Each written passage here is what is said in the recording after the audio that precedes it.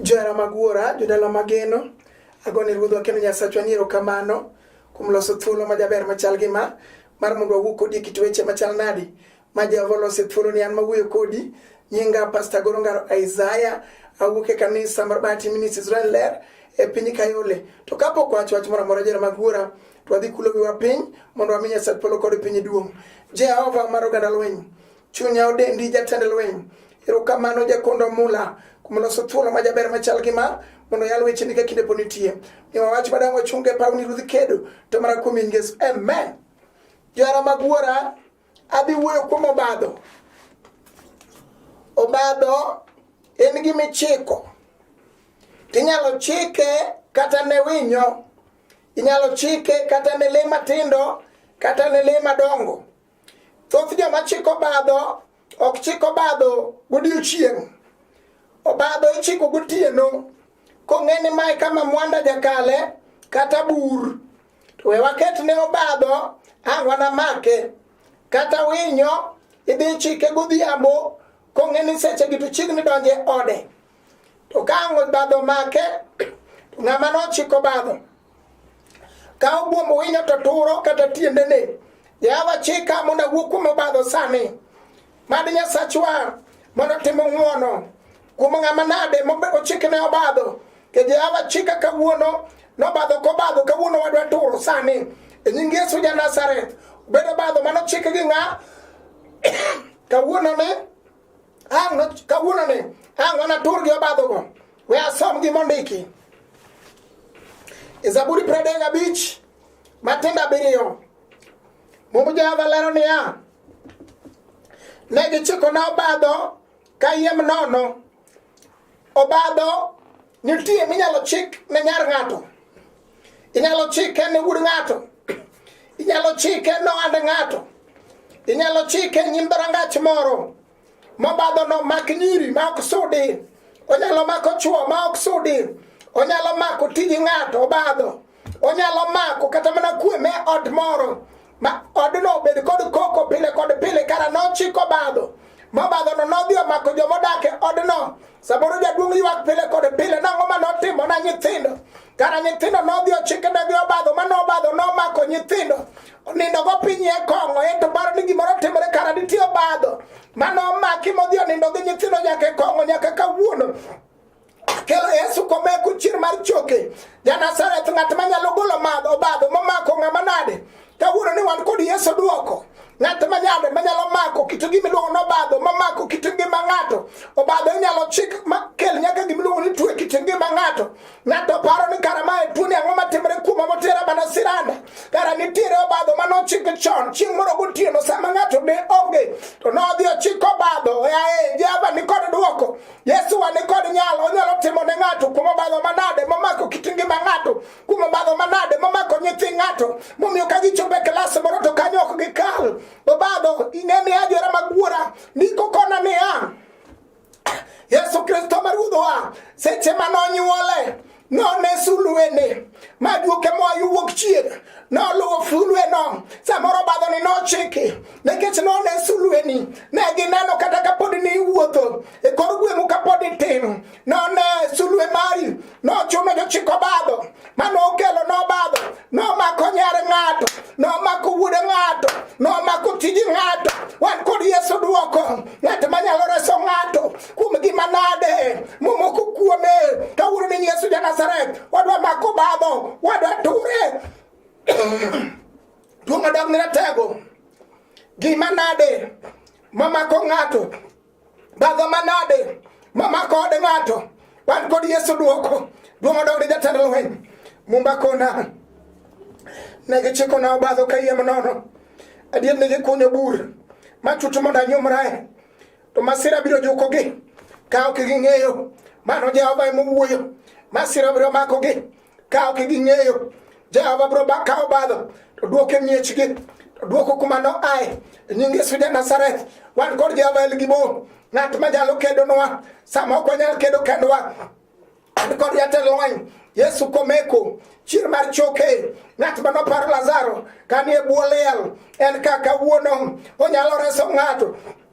Onyalo golo ng'ato e udhi gi lela kama obadho no make ng'ato miwacho ni ka ng'ane ok no sudi ni jo ka ng'ane ok no tedi jo ka ng'ane ok no kendi wan kod Yesu ratego ata no chikni obadho ka yiem nono beluor wan kod Jehova wan kod El Gibo wan kod Jehova Nisi onyalo paro de ng'ato Mathayo 15 Matinda 13 wacho niya gimoro amora ma wuora me polo ne ok opidho ibiro pudh oko kata nopidhe sadi tichadi kano yang ang'o kano thung' ang'o kano wuok kodgi e bwo pige kata ewi yiende wawacho niya gimoro amora wuora me polo ne ok opidho obadho no wuora me polo ne ok opidhe omiyo wateko sani mar pudhe e nying Yesu ja Nazareth mondo dalawa udong thuolo e nying Yesu mar polo wawacho niya obadho kobadho biro go sarut e nying Yesu ja Nazareth obeni en obadho mano mako inyar ng'ato makata koyo omako ich ok onyal ting'o tiende wawacho kawuono niya obadho no biro go sarut e nying Yesu ja Nazareth wawacho niya obadho mano mako tij ng'ato makata ololon Ado sudo go ohala sudo mbele, ohala chako kungore gi ume, wawacho niya, obadho no, gimoro amora, ma wuora na manie polo, ne ok opidho, ipudho sani. Duong' odog ni wendo, duong' odog ni ja Nazareth, biro golo obadho, momako michwa, biro golo obadho, motwe utewa, biro golo obadho, momako nyithindwa, biro golo obadho, matuo kawuono, biro golo obadho, mar ura kawuono, biro golo badho mar nyiero kawuono ibiro golo badho jatend lweny biro golo badho duong' odog ni wendo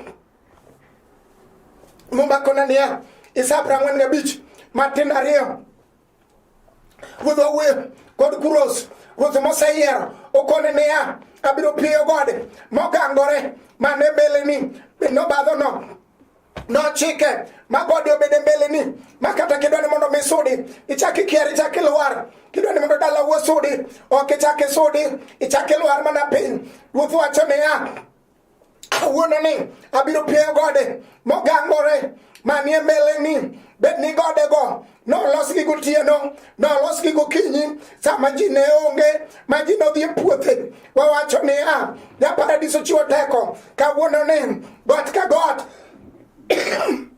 moketie mbele ng'ato e nying Yesu ja Nazareth ibiro muk godno kawuono ni wan kod Yesu ratego tinga mang'ongo komeko chier mar choke ja Nazareth ng'ato boromo ratego toromo wacho ne kuros niya Isaya 45 e wang'e ruoth moyiero abiro mako badi makora chich milor ruodhi manie mbeleni ruodhi go eko mong'eche kobadho kawuono ni e nying Yesu ja Nazareth kawuono winji kuros ibiro locho e nying Yesu mar polo dala ubiro sudo nyithindi biro somo odi biro dhi mbele mano Jehova mowacho aeto bang'e dorange mag mula manoloso mbeleni manoluongi joma nong'e guro dorange manotimo neno nigi ng'eguro dorange kawuono wacho niya dorangego ibiro mukgi oko maturgi matindo tindo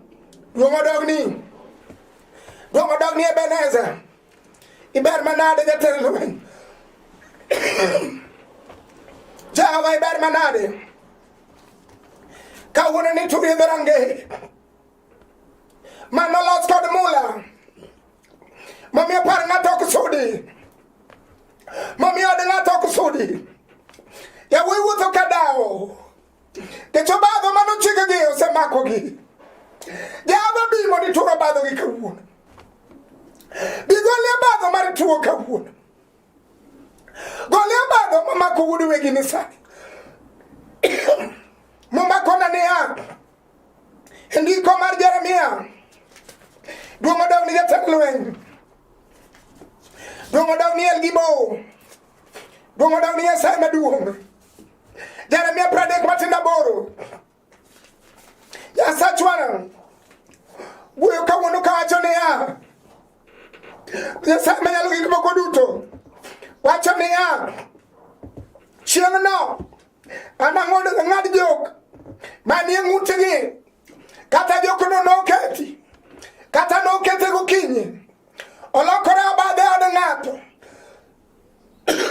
olokore obadho e tij ng'ato, kawuono ni jokono manoketi, jokono Jehova ture, kawuono ni jokono mamako inyar ng'ato e yo obadho no, kawuono wature nying Yesu ja Nazareth, jokono manomako tij ng'ato nying Yesu ja Nazareth, Ruoth ochiwo teko, imuke sani, ondiki e Jeremia 1:9 ni winji wuod Ilikia, kawuono Jeremia ami teko mar muko gi pudho gi go piny, kawuono obed joko mane manogur, manochiki sadi tich adi kama nade, ji ne nitie, ji ne onge, omiwa teko mar muko gi pudho gi go piny.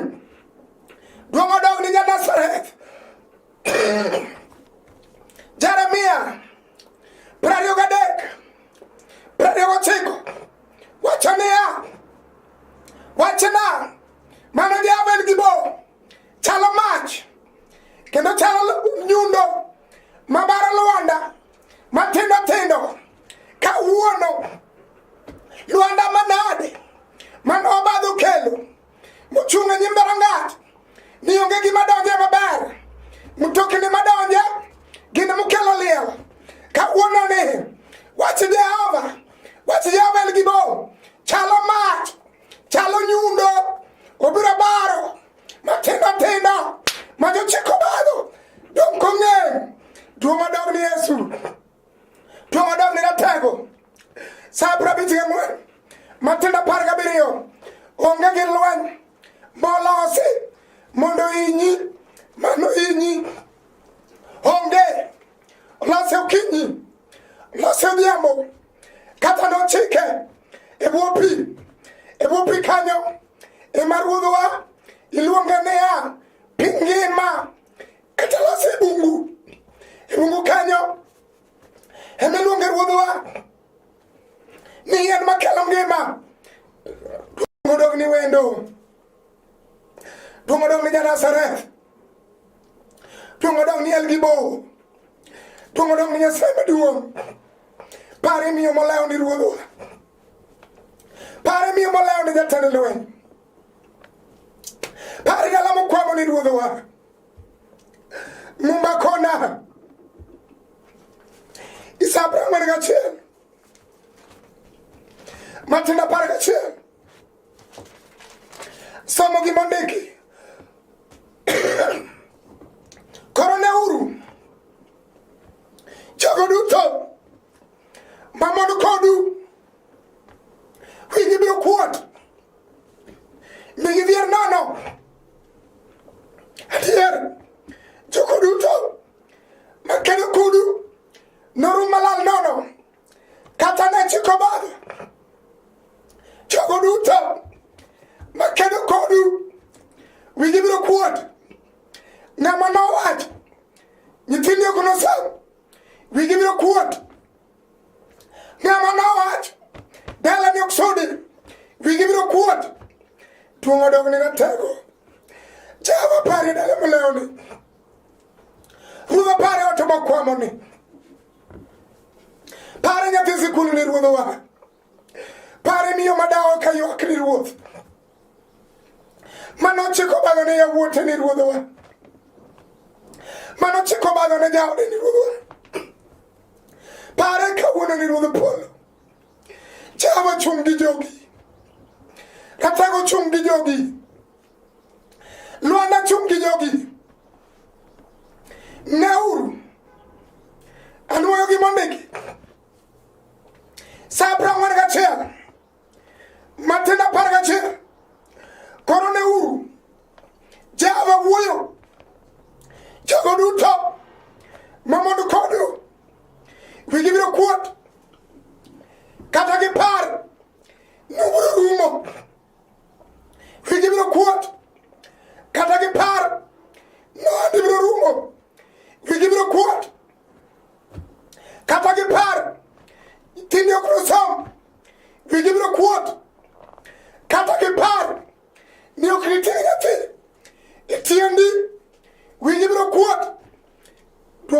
ratego. Kuodi wi wasigu ruodhwa. Mano Jehova mogolo Daudi. Kane kare koth ka wuotho ka kala. Oting'o kede. Jehova gole pap. Ukele to bedo ruoth. Mano Jehova El Gibor. Golo Joseph Jacobo. Gole jela. Korwako kunguru. Olose bedo prime minister. Jogo duto. Mamondo kodu. Wigi biro kuot. Oloso Sarai. Oloko nyinge. Ilunge Sara. Jogo duto. Mamondo kodu. Wigi biro kuot. Oloso Ana. Sami nyiere. Gimonu wetene. Penina manyieki. Nyiere. Nonge nyathi. Jehova lose. Obedo mene ng'ato. Jogo duto. Mamondo kodu. Wigi biro kuot. Dongo Daudi ratego. Dongo Daudi ruodhwa. Dongo Daudi ratego. Pari jogi ruoth. Sir jogi misango. Rabi lane gi lweny. Bongo lane gi lweny. Tego lane gi lweny. Ebenezer lane gi lweny. Mumba kona niya. Isaya. Bravo Chalgachia. Matenda abiriyo. Mumba chonia. Karbedo. Giwich kuot. Makami kale. Tinyiero dalo. Isiyo migiwu. Ndamiyo. Madala rurundracha. Karbedo. Giwich kuot. Jehova ber manade. Karbedo. Giwich kuot. Tuni yudo pok.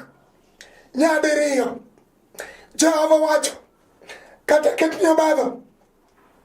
Uro yudo pok. Nyadiriyo. Kata gur nyobadho. Biro yudo pok.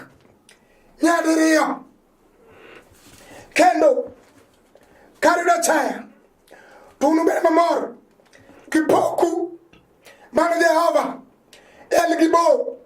Imo wuoyo. Karbedo kachaya. Madala ni. Iwoye kaka nyiri oktedi. Mano dala maya wino rundre. Mano dala maya wino lokrejo kongo. Jehova bro lokolot. Marwa sigu. Tuo madong ni wendo. Karbedo gi wich kuot. Biro yud pok nyadiriyo. Ketu karbedo chaya. Unbedo mor. Kipoku. Tuo madong ni wendo. Wang'eyo Jehova. Mogolo jo Israel. Ejela. Piny Misiri. Kama ne gin omwasi. Kama ne gin wafungwa. Kama ne gin slaves. Kanam ni mbele. Jehova loso yo. Kama yo onge. Kawuono. Obro loso yo. Kama yo onge. Mabadho mochikni. Ibiro tur. Obro loso yo. Kama yo onge. Ruodh obro loso yo. Kama yo onge. Obro chiwo. Nyathi ma onge. Obro chiwo. Tich ma onge. Obro chiwo. Kwe ma onge. Obro golo. Tumo keti siranda. Tumo dogni. Tumo dogni nyana Sareth. Tumo dogni El Gibor. Zaburi wacho niya. Zaburi 40. Matendo ariyo. Noywaya. Kugola chuodho. Motimo todo. Kawuononi. Obiro ywayi. Kogole chuodho. Matimo todo. Kama jokodi chikodi. Obiro ywayi. Kogole chuodho. Matimo todo. Kama se. Koda jara. Emanitie. Obiro ywayi. Kogoli chuogo. Matimo tado. Man Jehova. Chacho mwageno. Rugo mapokalo. Obruyuai. Kogoli chuogo. Manobado. Umakimo ketie. Umodogni na tego. Tumodogni wendo. Tumodogni agibo. Tumodogni Nazareth. Chavi ber manade. Rugo ber manade. Ngechi adek. Matenda prani wabich. Wachania. Kikimer maluor. Webere maluor. Kejo chikobado. Webere maluor. Wan gi Jehova. Webere maluor. Wan gi jatend lweny. Webere maluor. Jehova ni mbele. Webere maluor. Ruoth oselocho. Webere maluor. Jehova ni ka. Webere maluor. Ruoth biro chung' ni e lweny. Kik ibed maluor. Kineno ka joma fuwo kiyudo konego kata ka masira omako joma timbegi mono, nimar Ruoth Nyasaye noriti maber kendo ok nowe obadho maki, ok nowe obadho maki, ok nowe obadho maki. Tuo modong' ni ratego. Pare mama mayuak ni Ruoth. Pare jaduong' mayuak ni Ruoth. Pare jogi malawo Ruodhwa. Wadhi kodi e lamo. Sa 43. Ruoth Nyasaye kende jawar. Un jo-Israel mana kwa Jakobo. Ruoth Nyasaye manotimo Uganda. Wacho kama. Kik ubed maluor. Asewaru. Aseluongu gi nyingu. Omiyo un joga wuon. Adier. Ka ung'ado aore. To giniteru. Wadhi kodi e lamo. Jehova maduong'. Par jogi. Sir jogi. Umgi gi teko. Gwethni maduong'. Mondo sir jogi. Par gi ratego. Marakwamie e nying Yesu. Amen. Chera magwara. Jodaro mageno. An mawuoyo kodi. Nyinga Pastor Gorongaro Isaiah. Awuok e kanisa mar Bati Ministries Ler e piny Kayole. Namba na madang' yudago en 0733 79 49 10. Namba na machielo 07 kendo 07 70 53 76 anuoyo 0733 79 49 10. Machielo 07 kendo 07 70 53 76. Mar Jehova manya sir joge. Usiru kawuono, usiru kiny, usiru ndalo kondalo. Amen. Lunga jae